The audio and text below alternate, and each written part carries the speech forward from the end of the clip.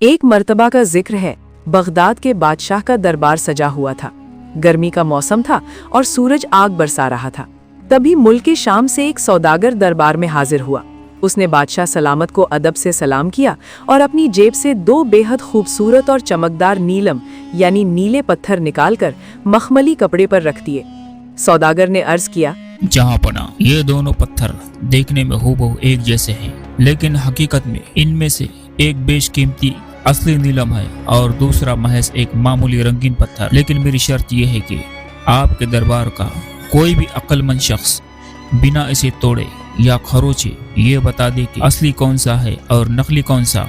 अगर कोई पहचान गया तो ये नायाब नीलम मैं आपके खजाने में नजर भेंट कर दूंगा, लेकिन अगर कोई ना पहचान सका तो आपको इस नीलम की कीमत के बराबर अशरफिया यानी कि सोने के सिक्के मुझे देने होंगे। बादशाह ने अपने वजीरों और जौहरियों की तरफ देखा। सबने पत्थरों को गौर से देखा, उनकी चमक परखी, वजन तौला, लेकिन दोनों पत्थरों में रत्ती भर भी फर्क नजर नहीं आया। दरबार में सन्नाटा छा गया। बादशाह की पेशानी पर पसीना आ गया कि अब सल्तनत की इज्जत का सवाल है। तभी दरबार के कोने में बैठा एक दरवेश जो खामोशी से ये सब देख रहा था, अपनी जगह से उठा। उसने बादशाह से इजाजत मांगी। बादशाह सलामत, अगर जान की अमान पाऊं तो ये नाचीज कोशिश करना चाहेगा। बादशाह ने फौरन इजाजत दे दी। दरवेश ने उन दोनों नीलमों को उठाया और दरबार से बाहर ले जाकर जहां सूरज की तेज रोशनी और गर्मी पड़ रही थी वहां जमीन पर रख दिया। वो कुछ देर वहीं खड़ा रहा और फिर वापस पत्थरों को उठाकर दरबार में ले आया। उसने एक पत्थर बादशाह के हाथ में दिया और दूसरे को एक तरफ रख दिया। उसने कहा, हुजूर, जो आपके हाथ में है वही असली और बेशकीमती नीलम है। सौदागर ये देखकर हैरान रह गया और झुककर बोला, यही असली नीलम है, लेकिन आपने ये करिश्मा कैसे किया? दरवेश ने मुस्कुराते हुए जवाब दिया, मामला बहुत सीधा था।